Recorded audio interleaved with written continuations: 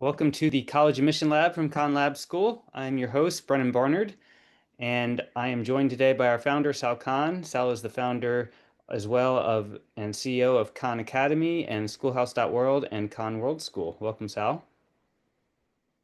To be here. And our guest tonight is Juan Espinoza, who is the Vice Provost for Enrollment Management at Virginia Tech. Welcome, Juan. Thanks for having me. So this evening we're going to discuss college mission essays, artificial intelligence, and application review. And I would encourage folks to share your questions in through the Q&A, which is now open. And also we're going to use the chat just to tell us where you're zooming in from and whether you're a parent or an educator or a student, just so we have a sense who's in the room. And while they do that, maybe Juan, you could just start by giving us a brief overview of your kind of educational and career journey and how you got to where you are. Yeah, so I'm originally from the Washington, D.C. area. Grew up in Burke, Virginia. I attended Virginia Tech as an undergraduate. Absolutely loved my time there. And upon graduation, I realized that there was an admissions job about 30 minutes away at Radford University. So, like many people, kind of fell into the profession, signed up for it, absolutely loved it. And then about 3 years later, I joined the admissions team at Virginia Tech. And the rest is history. I've been here ever since. I know that sounds like a really long time for some of your high school seniors and juniors who might be on, because I started tech in '99, but it has been a wonderful ride. So choose wisely, I guess, is the Yeah. um, well, thanks for being here. And Sal, maybe we could just before we jump in, we're going to talk a bunch about AI tonight and other pieces. But what advice, a lot of students are finalizing essays right now for kind of early action, early decision applications in about 2 weeks. Any advice you have for students as they kind of work to finalize their essays?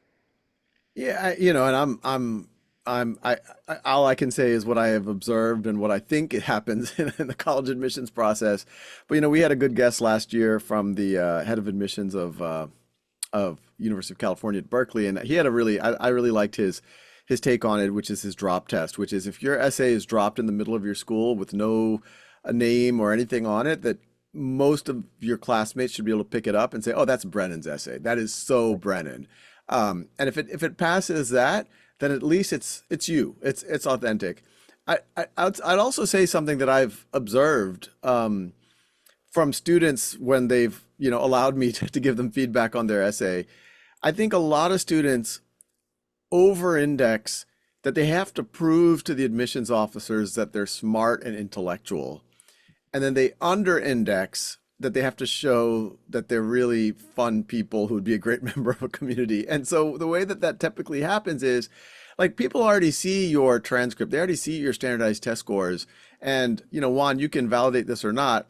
My gut sense is, if you're in the running, you're kind of rigorous. No one's splitting hairs on, oh, this person has 5 APs, this one has 4, or this person has a 4.9 GPA, this person has a 4.7, or this person has a 1580, or this person has a 1530. No one's splitting hairs on that. You're kind of in the same bucket.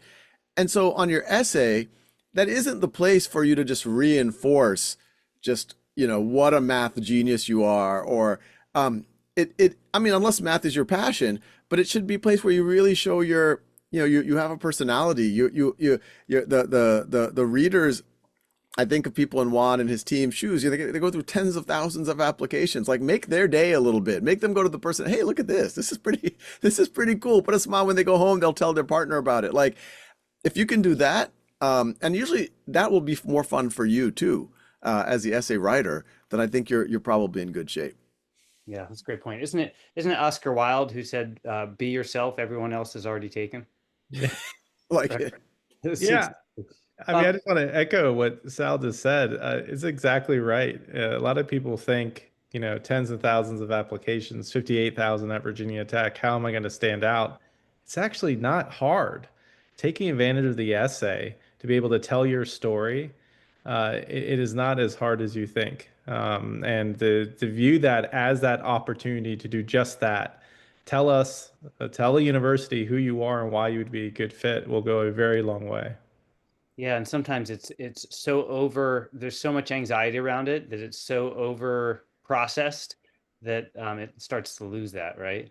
I mean, Mhm. and Juan, maybe you could talk a little bit about how you use essay review, because I know, especially at Virginia Tech, you have a really intentional kind of essay process and questions that you ask. I mean, maybe you can kind of talk about the role of that in your process.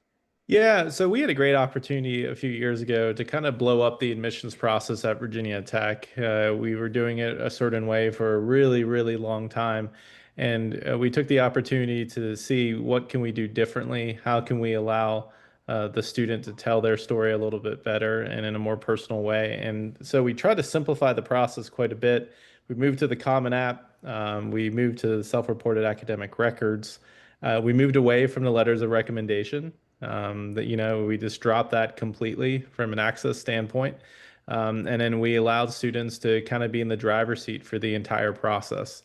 And as part of that, we really focused on the essay questions as being a real pivotal piece of that. So we know a lot of colleges ask different things. We're not asking, why are you excited to be a Virginia Tech student, or some of those off the wall questions. Our questions are driven by a body of research called cognitive attributes, which essentially are focused on non-cognitive attributes. Sorry, are focused on non-academic factors, personal experiences, personal characteristics that research has shown can be great predictors, and not only how you're going to do in college, but how you're going to do in life. And so there's a set of these non-cognitive attributes that we've woven into our essay questions.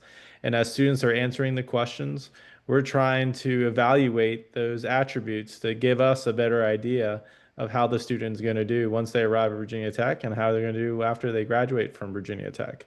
It's been widely used and adopted from some key colleges and universities and nonprofit organizations. I know Gates Scholarship used to use them. And so it's a really pivotal way to take a different perspective of the student, and utilize that in addition to some of the academic credentials that you're capturing from that student. And so, could you give folks an example of like one of the non-cognitives that the kind of thing you're looking for? Yeah, so one of our areas is goal setting. And so we pretty much ask, hey, what are your goals? And this body of research has shown that the more long-term focused those goals are for the student, the more likely they are to achieve them. Versus a student focused more on the short term in weeks or in months, they tend to struggle in being able to have a clear vision and strategy on what they want to do in the midterm and the long term. So that's a little bit of a hint for your audience there and what we're looking for if you're submitting a Virginia Tech application. But there's a series of those attributes woven, as I mentioned, through each of our essay questions. And that's just one of many examples on how we're trying to take kind of a deeper look on your story, on some of your characteristics that, again, directly tie to success. Thanks. And I see we have a number of people tuning in from California, and it's similar with the UC system with their personal insight questions, right? That they're asking pretty intentional questions. You're not using the Common App personal statement, and neither are they, right? And they're asking people to really kind of dial in on the things that matter the most to them. So that's super helpful. Um, Sal, let's talk a little bit about AI. And I know KI's or Khan Academy's AI tutor, Conmigo, has been active for what, 3 years now? Almost, yeah, 2.5 years now, yeah. What are you seeing around the use of it as a writing companion, and how might you suggest that applicants use it as that kind of thing? Yeah, well, I think there's different Conmigo, which we use really within the Khan Academy experience, is really just another support on top of videos and articles and exercises to help you master the concepts. There we have seen that some students automatically understand how to use it, understand how to ask their questions, understand how to articulate what they need, but a lot don't, even though it can help them a lot. I suspect that many of the students who apply to highly selective schools already are in that category where they know how to ask questions, they know how to articulate, or maybe not. Maybe I'm overestimating, but I do think that there is a gray area that feels tough for students right now, not just in admissions, but in school in general. I tell anyone who runs any type of a school, a teacher, a professor, don't think that you can detect AI. You can't. I've talked, when I get otherwise very ethical college students and I really get them to open up, they will admit that they're all using AI in some form to write their essays. That just seems to be the reality of it. And they have different levels of guilt or different levels of rationalization around it. But it seems like it's happening, and the professors really can't detect it. I mean, they can only detect it if someone uses it very superficially. But if someone's at all sophisticated, they'll do a good job. So I think educators need to make some very clear guardrails, and the guardrail should not be don't use it. I think the guardrail should be, okay, we're going to do more in-class writing. If our goal is to truly understand whether you can write independently on your own. At the other extreme, I think every class, especially high school, college, should start thinking about having at least one assignment per class in any class where you tell the students to go use AI, where you say, go use whatever you can and come back. I'm just curious what happens. And then I think there are in between, and this is where Khan Academy and Conmigo, we have writing coach where the professor can assign it through the AI. AI does it with you as an ethical coach, doesn't write it for you, and then it makes the process transparent to the professor, to the teacher. So we think these in between solutions can be good. Now on admissions, I think most students feel, hey, I don't want to do it because it feels wrong. And look, if you just took the prompt and you just said, write an awesome essay for Virginia Tech, yeah, that's kind of sketchy. Um, but if you said, here's my essay, here's my truth, give me some feedback on it. How can I make it better? How can I make it more interesting? I think I think it's healthy because that levels the playing field. If someone has access to one of us, that's what we would tell them. We would give them, and a lot of students don't have access. And even if they do have access to adults or siblings, though they might not have experience with selective admissions. So I don't think it is bad. The admissions officers, and I believe them, Juan and others say, hey, we've designed these essays so that they cannot be gameable with AI. And so I would say, put your truth into it, but if you can use the AI to make it, tighten it up. Sometimes it's hard to get what you want written in 500 words or 200 words or, get some objective feedback on what makes it interesting or not. I think that could be a healthy thing. Yeah, I agree. I mean, Juan, what's your message been to applicants as a school around the use of AI? Just that, if you can use it as a brainstorming tool, if you can use it as a tool to help, edit some of your original thought, please do that. A lot of times as people are looking at AI, it reminds me a little bit of when I was growing up and the use of the calculator in the classroom, right? I remember in the early years, it was, no, you can't use a calculator. You got to show your math. You got to show how how to do the foundational pieces. And then it quickly, revolutionized kind of the starting point for a lot of people and their math skills. And I think it's the same thing with AI. Instead of us viewing it as something that is going to water down our education system, we can instead view it as a tool, as a competency in a lot of ways that will move the starting line so we as society can go even further. I think that's a good thing. And when you're looking at it through a workforce lens, there's an expectation from our employers that our students are going to have a competency and fluency on how to utilize this technology. Part of the thing is some of the ways I've been working with students to use AI is on feedback. For years, I've been telling students to kind of use the stranger test. So to give the essay to a parent and have them give it to somebody who doesn't know them and give them feedback. And recently I've been trying that with AI, and it's amazing. Just the simple prompt, you're a adult who doesn't know me, or you're an essay reviewer. Please review this essay and give me 2 sentences on what you learn about me, or give me 3 adjectives that best describe me. and it is amazing the feedback it gives. And Hmm. that can really help a student kind of dial in on, is this essay having the impact that I want it to have? Hmm. Um, so so Juan, maybe you could talk a little bit about how you all are using AI in your admission process to read essays, because I know that's been a big thing that's shifted this year. Yeah, so I talked a little bit earlier about how important the essay was in our review process. And it was something that we want to continue to use. A challenging thing about our application process is we continue to have record years, year after year, as far as application volume. Um, Blessing and a curse in a lot of ways. Blessing in that students are viewing Virginia Tech as a popular and a great place from an academic sense. A curse in that the workload from an admission standpoint is becoming more difficult to manage. So we looked at the process again, kind of like we did several years ago, and figured out, is there a way for us to try to simplify this and accelerate it? Because with each growing year of application volume, we saw a slight delay in our notification timeline. In other words, when we told students if got in or not. And that was becoming more and more frustrating because we were approaching, in some cases, early March and notifying students and when they were submitting their application in the fall. So we looked at the process, and about 3 years ago, we partnered with a professor in the Department of Psychology who suggested AI could be a reader for our essays, and we started doing a pilot program. Now, to give you kind of a behind the scenes view of how we read the application, we have an admissions committee member that actually drives the actual application decision process.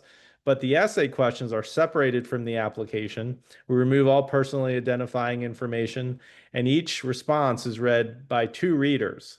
And their scores, so each essay gets a score between 0 and 3 for a total score of 0 and 12, since we have four. Each reader has to be within so many points of each other. In the past, it's been about 4 points, total points, or a third reader will come into play. So we've been running under this system for a long time. That comes out, and once you average the additional third read that sometimes has to take place, comes out to about 500,000 essay reads that need to take place with the application volume that we have, which translates to about 16,000 hours. So that's what's slowing down our review process. And so when we partnered with this professor, we explored the possibility of using AI as a confirmation tool to that first human reader. Realized we had a great opportunity with safeguards in place because, again, the admissions decision is still being made by an actual human. This is a subset of that application review. It's specific to the essays. We still have a human read, and now we have an AI confirmation read. And we reduced the discrepancy score that triggers a third reader, which would in this case be a human, from 4 points, which it's been for several years, down to 2 points, to ensure that, again, we have another safeguard for utilizing this technology. And we've been really, really pleased. The last few years, we've been able to show from a research standpoint, it hasn't been put into practice till this current cycle, but from a research standpoint, it does as well as our human readers. And the great thing about it is it does it a lot faster. It doesn't get tired. It doesn't get grumpy. And it gives us a better decision for our students to be able to utilize. And this year, we're pretty confident we're going to shave more than a month off our notification deadline. So we're going to be getting to students at a much faster rate, which is exactly the feedback we're hearing from students now, and that they want to hear their admissions decision a lot sooner. So instead of just getting rid of the essay questions, we're still utilizing it, but we're using it in a way that leverages technology in a responsible way, I would argue, that will help meet some of the needs and requests from students in getting decisions in a faster method and way. That's great. And I mean, I think some of the concern from students is that that AI is being used to make the admission decision, right? Uh, Yeah. or that it will be. And I mean, are there other ways that that AI is kind of moving into your process? So we are exploring it for transcript processing and transfer equivalency. We're very early in that process, but we're trying to see if we can speed up some of that redundant and repetitive processing for some of those transcripts. But as far as the application review process itself, no, and nor do we have plans. The way I see it is students, they're putting a certain amount of trust into colleges and universities. They handle their application with care. And so we don't have any current plans to utilize AI in the actual decision-making process. That will still be maintained by a human admissions committee member and then different members of our senior staff during the audit process. So that's not something we're planning on changing at this point. But we were able to capture an efficiency that really does speed up the essay reading component of that application review. That's really helpful. All right, so let's we want to open it up to questions from attendees. So please do not wait till the last 5 minutes to start throwing in your questions. That often happens, and we get a deluge at the last minute. But if you have questions for Sal or Juan about anything admission related, feel free. It doesn't have to just be about AI and essays. There's actually one in here, Juan, right now. About can we put expected hours for an activity already started on the Common App? So when a student's filling out their activity section, can they put in number of hours that they expect to spend on something? Yeah, I think that's okay. In a lot of cases, you can distinguish that and explain that in the process as well about what's been completed and what's in progress. I think that's totally fine to use some estimates, especially for some of your activities for your senior year. It's only October and there's some activities that won't be tackled until the spring semester of your senior year. So putting some estimates out there is totally appropriate. Great. Let's see what else we have here. There are a couple that came in during registration. And, Sal, maybe you could talk a little bit about this just from the students you've worked with. It's the question was how should a student craft and narrate the personal statement based on the college preferences for admissions? So if a student is trying to kind of get a sense for what that school, what their preferences are for applications, how do they kind of craft their narrative around that, or should they? You're muted. Once again, grain of salt. My sense is, don't, there's some questions that are explicitly like, why us? Why would you want to come to this university? And that one, you should have a point of view. Although even there, like, I have seen a lot of people fall into, like, you have an excellent program in art and CS, and I want to go into art. I mean, I don't know. I'd love to hear what Juan thinks about that, but that feels very like it's easy to do a web search on that. I mean, you could probably get ChatGPT to kind of, why would Virginia Tech be good for me? And it could probably do something like that. So my gut sense is there to if you could lean in more on something that is hard for an AI to come up with, like, I've this person who graduated 2 years went to Virginia Tech and 2 years ago, and I've talked to them a lot about it, and they were telling me how this one class is run, and that's just like exactly what I imagined myself doing. Or I visited, I think those types of stories are valuable if they're asking, why us? Why are you thinking about our school? Which I sometimes, not to pick on Juan, I think is sometimes not fair because college admissions is so competitive these days that do we want our students to feel too attached to one university or another before they get in? But I think when it's just the regular essay, as long as what you're writing about, it doesn't feel like completely dissonant. I mean, if you're applying to Juilliard and you say you want to be a computer science major, well, that feels off. Or you go apply to MIT and you say you want to be a dance and only a dance major.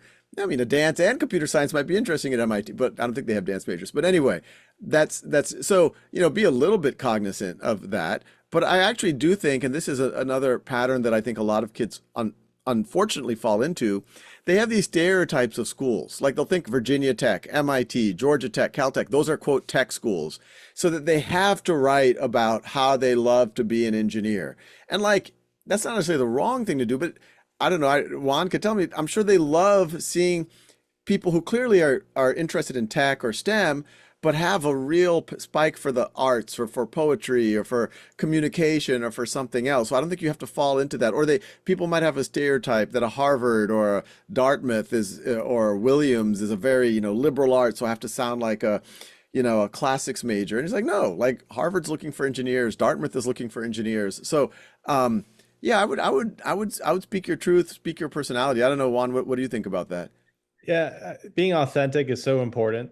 I remember this conversation a few years ago when a student was asking about clubs and activities that they should get involved in. And my first question to them was, well, what do you like? And their response was, what do you want me to like? And it's like, no, it's not about that. Seeing my own kid navigate this process within the last couple of years, as she was sending out applications, my continual message to her was just be yourself. We're so individualized that when you are actually just being yourself, that's when you stand out. And like you said earlier, thinking or positioning yourself and telling the university what you think they want to hear will probably increase the chances that you're doing what a lot of other people are doing, and then you're not standing out in that case. And so, we're okay if you're into the arts. We're excited about that. Some of the best stuff, even if you do like technology, some of the best stuff is happening at the intersection between technology and the arts. And so you're challenging universities in many cases to think outside of traditional boundaries of just the siloed majors. If you're expressing all these different intersections across different disciplines, universities are going to start noticing that, paying attention to that, and trying to cater to you as a student, trying to figure out, okay, how can we be more flexible for this student to pursue both those areas? Because if they're interested in that they might be onto something. So it goes both ways. A lot of times everyone thinks that we're the ultimate final judgment and the final call, but we are listening to you. We are looking for cues from you. We're trying to understand as well, how do we remain relevant and impactful to your journey in life? Because you're making an investment in each of these institutions, and if we're not doing the right thing to stay updated and relevant, then you're going to start seeing direct impact on applications and enrollment, and then everything else follows through with that. Yeah, absolutely. There's a question here about maybe Juan, you could take this one. For an engineering major applying, how important is high school summer research experience and publication playing a role? And Yeah. they say that so many commercial consulting companies have paid research with a PhD student. Do admission offices really see through that? Yeah. So the publication piece, especially, there is a very low expectation that you're going to be published in any way when you're applying. And as far as all these different vendors and services, you'll find that in many cases, if you on your own are willing to try to connect with different organizations and companies and industries within your area, you as a solo individual reaching out, sometimes that goes a lot further than someone reaching out on your behalf, especially if they're a company or a for-profit organization. So, I would always, my advice is start with your own network. The skill set you build as you try to expand your own network is probably going to be a lot more valuable in the long term versus you hiring somebody that's very possibly going to put you in a larger group of people. And going back to trying to be authentic and standing out, it might have the opposite effect what you're looking for. Yeah. I'll just add to that. I mean, plus to what Juan said. We had Stu Schmiel from MIT, and he explicitly said they're not looking at publications anymore because so many students some were these pay to play research stuff that and to Juan's point, the fact that there is this pay to play thing, it's not like you're the only person with quote that secret. It's like you're just gonna look. And yeah, if I was a reader, I would on balance it would, if I saw that, and they can see right through, like you didn't get published in like in Nature, you got published in some type of who knows what. And then I would start to look at your whole application. I'm like, okay, this kid clearly hired somebody, probably paid $20,000 for consultants and this and that. Everything comes into question then. If I saw that, that's my 2 cents. And I would start. So yeah, my personal, I'd be much more impressed with the kid who like, I don't know, found like spare bicycles in their neighborhood and made a business out of it or something like that's anyway.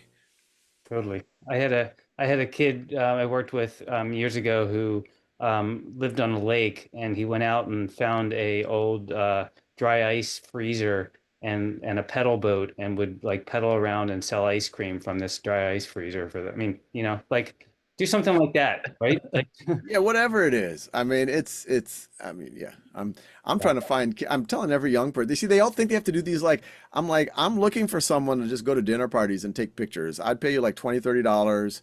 Good job. And like, oh no, I got to do research. Anyway, that's there you go. Contact Sal Khan. I'll give you a cell phone number, and if you I have want to take, another idea, which I think is a good one, which is I would pay someone to Zoom with all of my family members and record our family's narrative and organize it all. oh yeah, Um, that would I be, love I'd that. pay a lot of money for that. It's like kind of like that. What's it called? Storyworth, right? Exactly, but you do it forever, and Good for everyone. yeah. Anyway, there's so many ideas like this, and it's amazing how many times I've told this to kids, and they're like, no, no, no, that's not what I want. And then they'll, they're just trying to ram themselves into the lane that literally everyone else is in.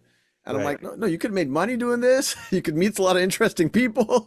You could, I don't know what's Got a going on. great story, right? Yeah, Right. And don't do it because of no, college I think it's a admission. good Do it business, but because yeah. it's fun. What about Juan? What about talking about religion in your college essay? None of our questions are really geared to That's true. enter that. Now, I will give you some background on myself. I'm originally, before Virginia Tech, I attended Catholic school, essentially from kindergarten to 12th grade. So I was that little first grader in a tie. And you find now that I hate wearing ties. I never wear. So when I was doing college applications, I bring that up because when I was submitting applications, I was so used to integrating religion and everything in the classroom that I integrated it in my college essays. So I don't think there's an expectation. I would say that depending on the institution you look at, it might be a little bit of a risk sometimes because you're not sure who's reading the other side and the biases that they might have. But for the most part, if you feel like it can tell your story in a more helpful way, and that's what the root of this is, then kind of cater it to your development and who you are and who you want to be as well, if it's important to you. Yeah. I think just a lot of times folks are worried about writing about religion or politics or Yeah. any kind of hot button issue because it might be perceived wrong. But I've always kind of said to students, by all means, if it's something you're excited about or feel deeply about, write about it. But it's just how you write about it and how you come off as, if you come off as being closed down to other opinions, that's different than talking about why you believe so strongly in something. Hmm. So um, there's a bunch of other questions here. There's another question that kind of goes along with the one we were just talking about. How valuable are passion, quote unquote, passion projects or nonprofits for college admission? Do admission officers see them as contrived? And I would say that kind of goes along the same lines as the research. And if it's authentic Hmm. passion or interest that you have, by all means, follow it with gusto. But if Hmm. you're doing it to create a passion project, then that is very transparent. Yeah, and we'll be able to tell in a lot of ways. And going back to my example of that conversation with that student, trying to figure out what we wanted to see, what we wanted him to like. At the end of the day, we just want you to pursue areas that are truly interesting to you and areas ultimately that you're going to be passionate about. You'll be amazed that when you're passionate about something, all the different opportunities that will emerge while you're pursuing that passion. So yeah, when I see passion projects, I mean, if you're being authentic and you're able to tie and show how you were a key part of that, then that's great. Now, if you're creating a nonprofit because you think it looks great on paper, and that I think people are going to be able to see through that rather quickly. There's a question here, Sal. Maybe you could talk a little bit about this one. AI is already transforming certain job markets, especially for recent college graduates, as the skill sets and knowledge necessary for future success change and may require a different perspective on choices in college. How do you see that ripple effect on university and the value of college? Yeah, I think this has been an important conversation even before generative AI and AI really starts to mess with everything. I've always spoken that I don't like the word disrupt. I think the traditional 4-year experience can be very valuable for a lot of folks. I want my own kids to go through that. But I think for some folks, it might not be the perfect thing. It might not even make the most sense. It sometimes is something of a luxury experience. If you don't get, some places give very good financial aid, but if you don't fall into the financial aid buckets, you might be looking at now approaching some private schools $500,000. And depending on what the job market looks like, are you going to get the return on that, et cetera, I think is a very important question to ask. Um, I you know we I was talking to some folks about, how software engineering, for example, is changing, and people are all afraid that AI is gonna, make software engineers obsolete, et cetera, et cetera. And then someone's like, oh, maybe someone shouldn't major in software engineering. I was like, look, software engineering, first of all, I'm not sure if that's true. Software engineering for the last 15 years, just as an example, was like the hottest thing because there were so many jobs around it. Yes, that feels like it might have changed a little bit more recently, but it's not like any major perfectly prepared you for the job market. It's not like if you were a classics major or a history major or a physics major or a math major. These were all just, and even if you were a computer science major or a mechanical engineering major, they didn't, it's not like a mechanical engineering major can just go show up at I don't know, at Tesla tomorrow and know exactly how to design a car, or that a computer science major can just show up at Google tomorrow and just start writing, super valuable code. The job market always viewed these as proxies for certain traits. Can you stick with something for a long period of time? Can you engage in intellectually challenging tasks? Can you, in 4 years, it's hard to get through that without having some moments of, intellectual or other forms of adversity, but overcoming it. And your major is an indication of, okay, were you able to really dig deep into some of these topics and get through it? So I think the same majors that have signaled that you have really strong critical thinking skills, communication skills, writing skills, I think will continue to have value. With that said, I do think the more that you can build a portfolio of the things that you can show to the world that you can do, like, hey, look, I can vibe code, and it's not just if you're technical. I think anyone, if they can show that, hey, look, I made an app using AI, and even if you're, that's kind of cool. Like you did that, like you're leaning into it. No, I don't. Most universities don't have courses yet. Some are probably starting to, that will have you do that. Or look, instead of my resume, I'll give you my resume and my LinkedIn profile. I've also given you an agent that represents me. Or an avatar of me, and you can go interview me whenever you want. If someone said that to me, I'd click on it just out of curiosity, instead of the other 100. So I think there's things like that are going to be valuable. And I do, I have some skunk work projects where I am trying to think of other, not replacements for college, but other pathways where people could show what they know and maybe still get the same access to opportunity as someone who goes to a very selective university. Or maybe you go to a selective university, but maybe the major you're in doesn't directly translate it to a certain field, but you do this and now you can go into that field. So that's the kind of thing that we're thinking about. Yeah, absolutely. And Juan, maybe you could kind of share what do you think the questions that prospective applicants should be asking colleges and universities about how they're preparing them for kind of the world to come, both in terms of those skills of critical thinking and teamwork and things like that, but also the living in a kind of a world that has AI. Yeah, I think they need to figure out who's best to help develop their critical thinking skills. At the root of a lot of things is how are we going to ask the right questions? How are we going to process the right data in a way to follow up with the correct questions and the correct process to figure out the right solution for whatever industry problem that they're trying to figure out.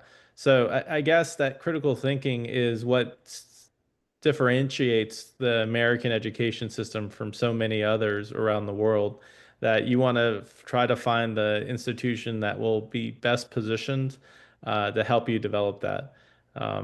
So yeah, to me, it all comes down to critical thinking skills, understanding how to ask the right questions, and how to best leverage technology in the pursuit of that. Yeah. Yeah.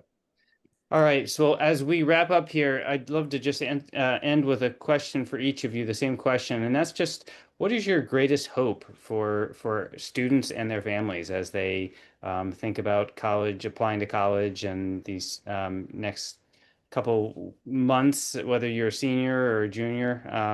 And maybe Sal, will start with you, and then Juan will bring us home. Well, I always remind folks, I think Buddha was right when he said attachment is the cause of all suffering. So don't, I think it's good. It's okay to desire things. It's okay to say, yeah, this school would be great, or, any of these three schools would be amazing, but not to get attached to them, not to say, oh my God, if unless I get into there, my life is over, because because your life isn't. And I can guarantee you there's a lot of kids who got into that school that you might have been attached to who show up there and they're like, oh wait, my life isn't made. That is actually maybe some of them aren't really enjoying it and they want to transfer. So, and I guarantee you, I've met students that you name the school, some of them love it, some of them didn't like it at all, and they want to leave, no matter how fancy or prestigious or a school might sound. So don't get attached to it. And then the other thing is, I know this is easier said than done, but like really enjoy the process. This is like I regularly have dreams about this stage of my life when I was like show up my first day of especially college, and it's exciting. And honestly, no matter where you go to college, as long as you have the right mindset, it's an incredibly exciting time. You get to meet new people, you get to kind of try new things, and try explore new ideas. It's a new stage in your life, and there's so much to do. And Brennan, you and I have also said, there's no right decision, it's about making the decision right. And I felt that I was very lucky growing up in an environment where no one, I actually did not know anyone who went to what I would call a fancy university or like a nationally ranked university. I knew a lot of people who went to some of the local universities. I grew up in Louisiana, in the New Orleans area, so I knew a lot of people went to Tulane and University of New Orleans and LSU. A few people who might have gone to Ole Miss or UT Austin, but that was kind of my universe. And so in my mind, I was like, yeah, I'll apply to some of these schools, but I had heard about this school or that, so maybe I'll apply there too. But I didn't say I need to get into that. I didn't even know anyone who ever did. So for me, I had fun with the applications. When I wrote the essays, I was like, oh, this is a creative project. Let me be like this. I'm a quirky person. And I didn't even know if that was a good or a bad thing. I just said, this is me. And I think I had fun with it. And in hindsight, I wish more and more students, especially I think in places where there's a high concentration of people who do get attached to elite universities. Maybe a lot of the parents or people in their community have gone to these and then they get fixated on it. They're not having fun anymore and they get fixated, and it's not going to correlate with success anyway. So just enjoy it. Yep. Well said. Juan, bring us home. Yeah, echo it. There's when you're at this point in your life, you're so focused on next year, right? You're submitting all these papers, your focus is on selecting the right institution, that sometimes you lose focus on the present, on the right now. And when you get older, like the three of us in front of you on this screen, you realize that last year in high school is really pivotal in a lot of other ways. It's your last full-time residence with your parents in a lot of cases. It's the last time you see a lot of these friends that you've gone years and years of schooling with, as everyone starts going their separate ways and directions in life. So I always encourage students to just pause and look at the right now and enjoy that moment. It's a pivotal year. Make sure you're not missing out on those key milestones, and have a little fun before you head off to college. Two great messages, and a great way to end things this evening.